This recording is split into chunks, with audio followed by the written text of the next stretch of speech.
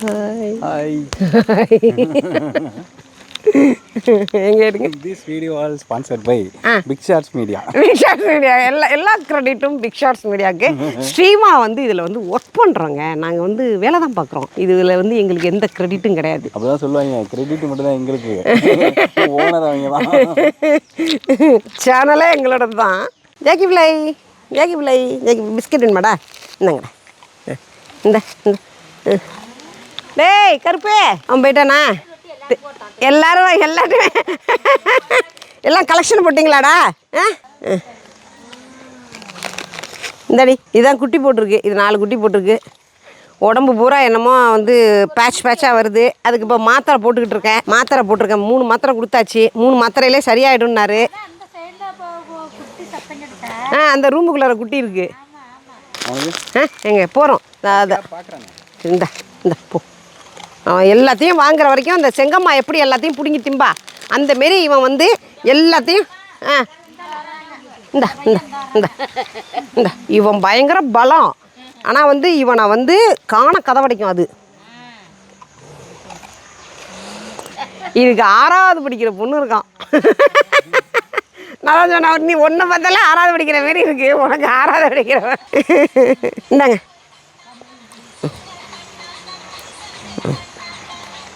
வேணுமா? டே பாப்பா, ஐ டு ஐ பாப்பா. அம்மா பாருங்க. பிஸ்கட் பார்க்கக்கூடாது, அம்மா பார்க்கணும். அம்மா பாருங்க. அவ்வளோதான். இது சரியா போச்சு. செக் பண்ணி பார்க்குறான் பாரு. பார்த்தீங்களா?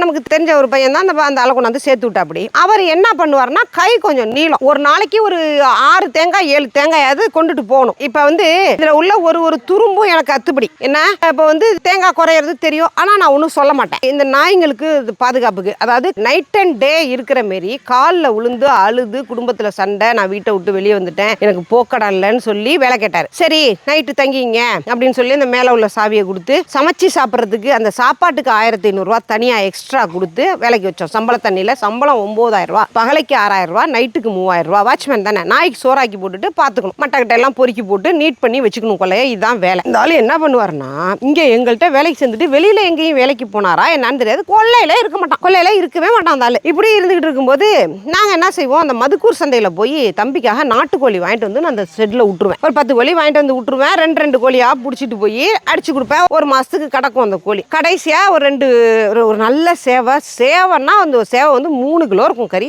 எலசு சேவை. அந்த சேவலும் இன்னொரு பொட்டையும் தான் பாக்கி நிற்கிது. அது 2ஐயும் தான் பிடிக்கணும். நாங்கள் இன்னைக்கு பிடிக்க வரணும். சனிக்கிழமை சாயங்காலம் வந்து பிடிச்சிட்டு போயிடுவேன். ஞாயிற்றுக்கிழமை கடையில் கொடுத்து உரிச்சுக்கலாம் சமைச்சு கொடுத்துருவேன். இது வந்து இன்னைக்கு வரல. ஞாயிற்றுக்கிழமை காலையில் ஃபோன் அடிச்சு, வாட்ச்மேன் கோழியை பிடிச்சி காலை கட்டி வை, நான் கோழி பிடிக்க வர்றேன் அப்படின்னு சொல்லிட்டு இந்த மாதிரி வர்றோம். இப்போ இன்னைக்கு தூரிக்கிட்டு இருந்துச்சுல, அதே மாதிரி தூருது. நாங்கள் வர்றோம். 2 கோழியும் செத்து போய் தூக்கி போட்டிருக்கோம். 2 கோழியும் செத்து போய் ஒரு சேவை அப்படி தூக்குறேன், எனக்கு அழுக வந்துருச்சு. அப்படியே செத்து போய் கிடக்கு. நான் சொல்றேன் என்னப்பா அது அப்படிங்கும்போது, பாம்பு கடிச்சிட்டு போல இருக்கு. செத்து போயிட்டு பாம்பு கடிச்சிட்டுனா அதை நம்ம சாப்பிடுவோமா? நான் சொன்னேன் சரி தூக்கி போட்டு போத அப்படின்னு சொல்லிட்டு போயிட்டோம்மா. போய் கேட்டுக்கிட்ட போய் தம்பி நிப்பாட்டி, தம்பி காருக்குள்ள இருக்காங்க, அந்த ஆள் கதை திறந்துட்டு இருக்கான். நான் எதுக்கு கார்ல இருந்து இறங்கினேன், ஏன் வந்து இந்த இடத்துக்கு வந்தேன்னு தெரியல. அங்கேருந்து நடந்து இங்க வந்துட்டேன். இந்த இடத்துக்கு உள்ள வந்துட்டேன்.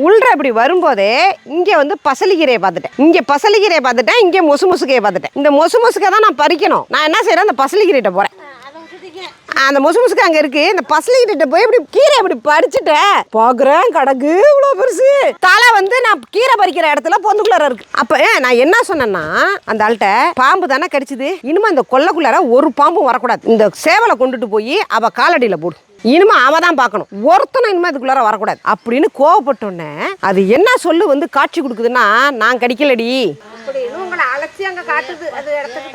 அது வாட்டும் படுத்திருக்குமா, இவ்வளவு பெருசு. இந்த உருவம் இன்னும் என் கண்ணுக்குள்ள இருந்து மறக்கவே இல்லை. அவ்வளவு அழகு பாம்பு படுத்திருக்கு. அது என்ன சொல்லுது, நான் கடிக்கல, அவன் திருட்டு பைய, அவன் கோழி அடிச்சு போட்டு வச்சிருக்கான் அப்படின்னு. அந்த கோழி உடம்புல சூடு இருக்கு, 2 கோழி உடம்புலயும் சூடு இருக்கு. அப்பதான் கொண்டிருக்கான் கழுத்தை திருவி. இங்க புதைச்சிருன்னு சொல்லிட்டேன்.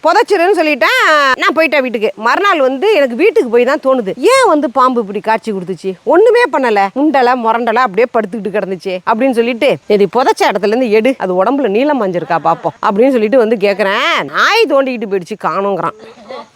சரியா பச்சா? அப்போதான் எனக்கு தோணுச்சு, அப்போ வந்து சாமி வந்து அது பாம்பு வந்து நமக்கு உணர்த்துது, நான் அதை திட்டுனோன்னா நான் இல்லை அப்படின்னு வந்து சொல்லிட்டு போகுது.